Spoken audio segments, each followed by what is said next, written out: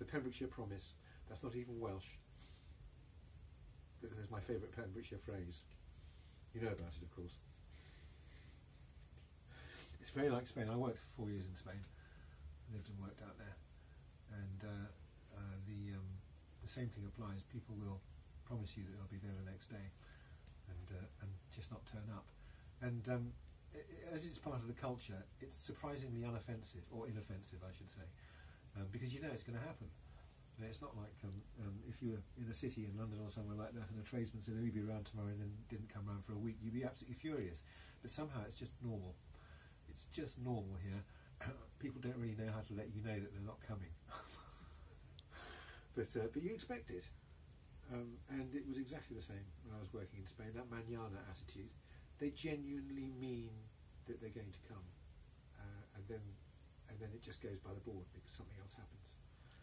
And it's a delight because it's very different. It's very different from the rest of even Wales, quite honestly. But I think that people in Pembrokeshire, or Pembrokeshire natives anyway, they rather delight in it because they definitely cultivate it. It's definitely something that is done in Pembrokeshire.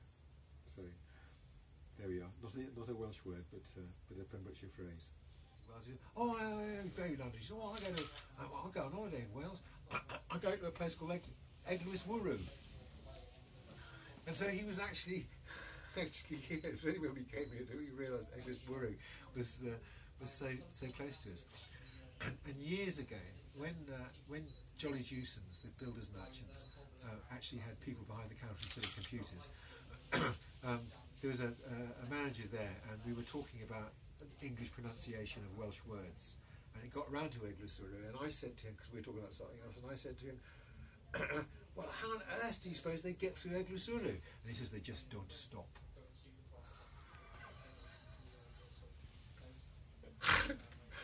Anyway, I thought that was a nice little bit of humour from him. They don't stop. Eglwys Wwrw. It is a very difficult thing to pronounce unless you know what those vowels mean. Dolaumaen is of that landscape, and living in this house, surrounded by such steep, rugged wildness, a wildness strongly influenced by ancient peoples, is a privilege not to be lightly valued. There's not much wild land left in these small islands, and nearly all of that, which we call wild, has been brought to its current state by our forebears. These bare, bald mountains once had substantial forestation on their lower slopes and in their valleys. Scots pine, our only native conifer, once provided dark, brooding cover, and survivors of their progeny still stand sentinel-like as a windbreak around Dolaumaen, now all but gone, revealing the land itself as the true reason for its wildness.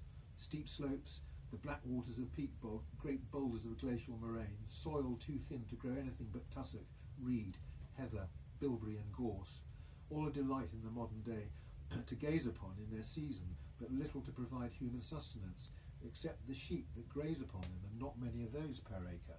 The first thing that comes to mind is trees, of course, because we need them. I've never thought of that before, but I'd really like to plant and nurture other kinds of seeds, really. I mean the seeds of knowledge, the seeds of how we can reduce the damage we're doing to this planet. I have my own plan, of course, but that's because when Attenborough did his number on the television and said, look, basically we've got 10 years, if we don't do something in 10 years, it's going to be too late. I thought, well, what can I do? What do I know about that can help? And of course I know about a product that actually would be much more helpful to the planet than cement. I mean, lime is something that is natural and will be part of the future, simply because it's the best option, unless of course profit before planet becomes the normal way of doing things, which it is now. But let's just hope that we can get rid of that idea of profit before planet, because the cement industry is fighting the fact that there's an alternative very hard, because they're in their business culture, and by law they have to produce as much profit for their shareholders as they can. It's company law, and so that's got to be changed in some way. So there are various seeds that need planting to. I've been trying very hard to plant these seeds in the minds of the cement industry and of the alternatives to cement industry, so that we can get together and fight all the way around the world. We've got forums, building lines forums, 14 of them around the world now, and we're pulling them all together to lobby their own governments and their own cement manufacturers to try and do something about this. Cement knows very well that it's a huge pollutant, but it's looking at ways of reducing its CO2 footprint by using different fuels, which is all very well. But then we come to the point of recyclability, and cement is dead duck. 17% of all landfill is cement around the world, which is just extraordinary. Again, the knowledge of how to deal with building homes for people, or putting homes right for people, to make them much more energy efficient than they are, and therefore much less polluting, by using traditional and natural materials in Pembrokeshire and everywhere.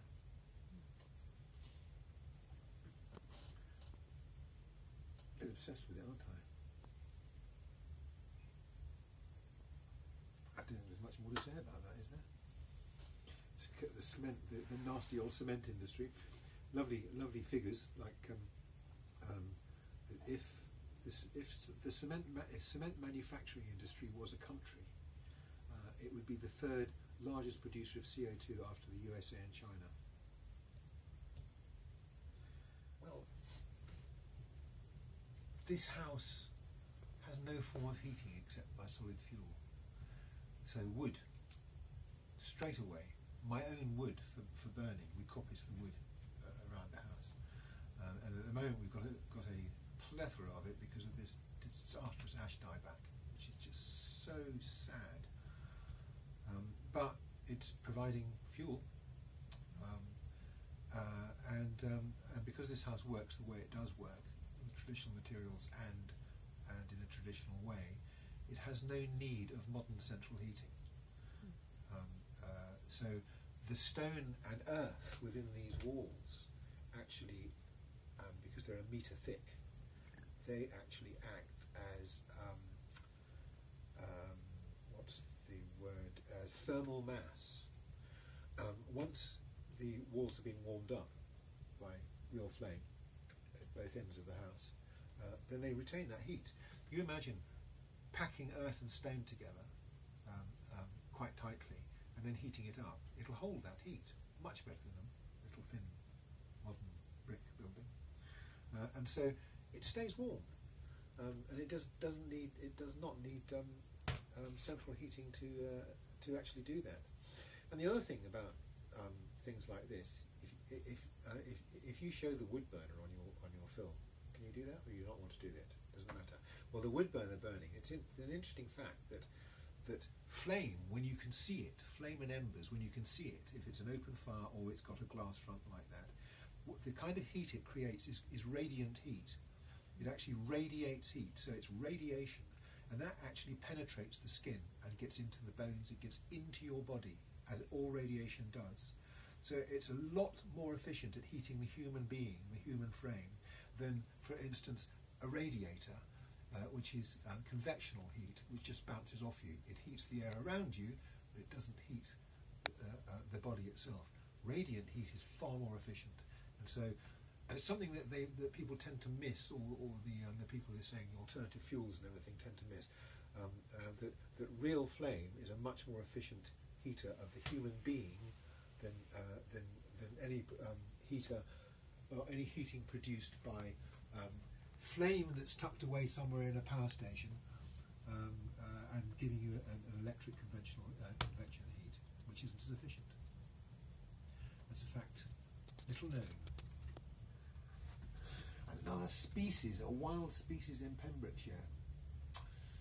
Oh, that's quite difficult, really. I don't think I'd like to be Charlie Fox much, because there's an awful lot of misery going on in the fox population with mange and everything. Wouldn't mind being a badger. badgers is good, and they can survive on almost anything. So they'll eat the lot. They'll dig up your dead pets if you don't bury them deep enough and eat them. Didn't you know that about badgers? They're not all sweet, you know. Yeah, and they're sort of a bit like pigs, really. But yeah, why not? Why not a badger? Badgers would rule up here if it wasn't for the human beings, really. Yeah. Right. I think that's very sensible. I'm not quite sure about the figure of 7 generations ahead, but we should certainly be thinking of the generations ahead as we've never done before. In fact, I think it's going to become the other way around. I think they're going to be teaching us, quite frankly. They're already, excuse me, surprisingly well educated in the damage that we have done, the older generation has done to the planet. It always sounds as though that's very personal. Of course, you don't feel like you've personally done any damage to the planet, but our culture has, and the way we've looked at it. We, as a group, you and I, for instance, and most of our friends, have been aware of this for a long, long time. I remember in the 60s being told to shut up because I was talking about damage to the planet. Oh, don't be so miserable, Cliff. But it was happening then.